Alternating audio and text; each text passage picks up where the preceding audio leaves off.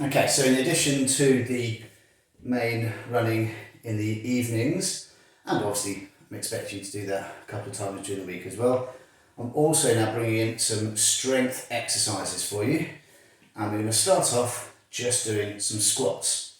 So the idea is that not only are you going to be building on that general running ability, but we're helping to build a more resilient body as well. And you can't really beat a squat for helping with that overall leg strength when it comes to your running.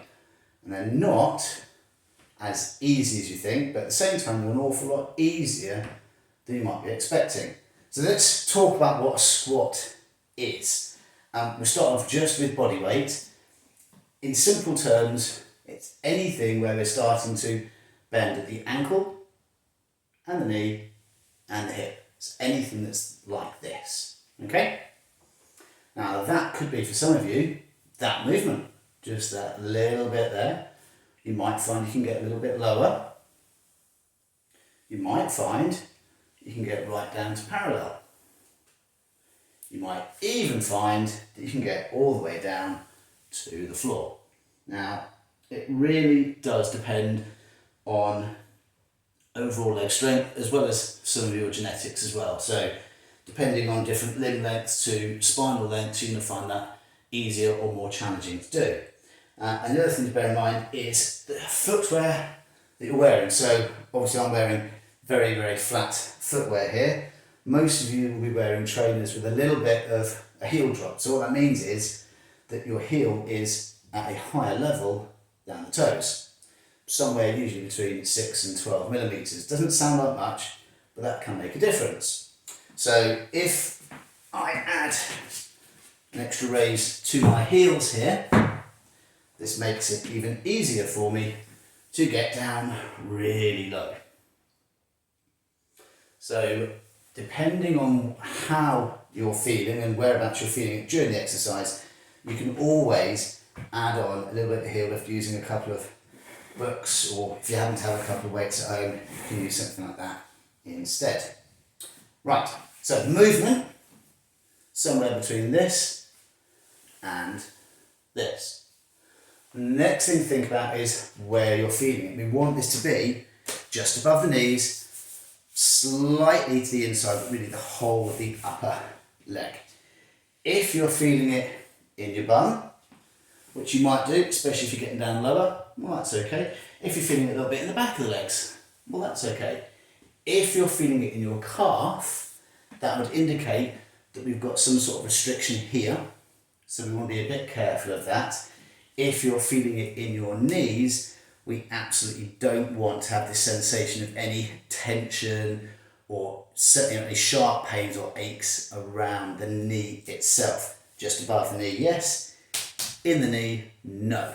So again, if you're finding that it's a bit uncomfortable in the knees, get some sort of heel raise and try again. Just focus your attention on the quads, the front of the leg, the thigh there, okay? So let's go through a set and I'll talk a little bit more about how it should look and how it should feel as you're doing this. So I'm just going to go down roughly halfway with these. You go at what feels comfortable for you. And what we want to feel as if we're doing is pulling your hips towards the floor. So there's a little bit of tension in the back of the legs. Keeping that controlled. And then squeeze the thighs on the way up, keeping in time with me. So it's 1, 2, 3, down, and 1, 2, 3, up. And 1, 2, 3, down, and 1, 2, 3, up. 1, 2, 3, down, and 1, 2, 3, up. 1, 2, 3, down, 1, 2, 3, and up. And what we're looking to do here is 1 minute of activity. So that'll be roughly 8 to 10 repetitions depending on how slow you move. It is important we do this slowly so you're learning how to control the movement. Obviously with that deliberate squeeze in the thighs. If you're starting to feel it's a little bit of uncomfortable tension in the knees, try not going so low. See how we get on with that. At the top of each movement, you want to really be pushing the hips forward, standing really tall. And I think that is 10 there. So a bit of a pause. Depending on how strong you currently are, we'll be doing between 3 and 5 sets. So we're talking 5 to 10 minutes. So you've got 1 minute of activity and 1 minute of resting time between each set. We don't need to add additional loading initially, but obviously as you get stronger, you can hold on something, whether it happens to be a small plate or a small dumbbell, something you can hold close to you. Generally speaking, in front of the body is easier to begin with. Now whether that's a dumbbell, or you might find you've got a small kettlebell, or even a medicine ball, something that's fairly comfortable and easy to hold as you're doing those movements. Okay, so I'm going to go into the second set now. Same pacing, so that really control, pulling yourself down, keeping that tension in the thighs, really squeezing the thighs on the way up. All of the effort wants to be front of the leg. Controlling down, squeezing up. If I change the angle slightly, you'll see my back is reasonably arched across the lower back here, but you might find you can't do that, and that's absolutely fine. If your back has to collapse at this stage, because we're not adding additional weight necessarily, that's okay. If you have to collapse over to get down, as long as you're not holding additional weight there, then we're okay with that at the moment.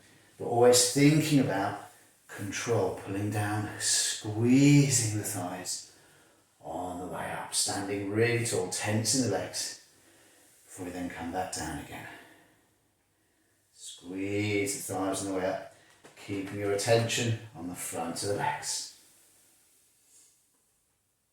I've been talking so much, I'm not fully aware of exactly how much time we've gone through. I think that's just under a minute so far. And resting that there.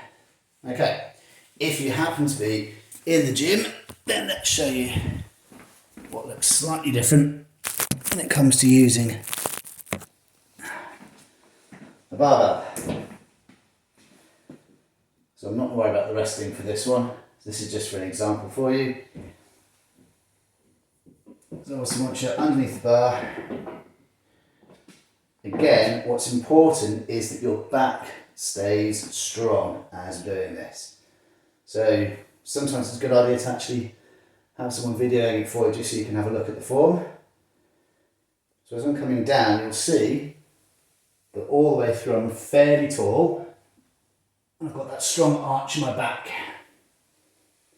Now, obviously I've had years of practice of this, so it's reasonably easy for me to do that. Even if you was doing a small movement like this, back up again, but all keeping that control, then that's a good starting point. Again, as long as you're feeling the effort in your thighs, not in your knees. Just be aware that if you come down and you feel it collapsing forwards, then either the weight's too much, or we don't yet have the core strength to assist you with that. So like I said, we're aiming to do 3 to 5 sets, so somewhere between 5 and 10 minutes, and you only need to do that once a week.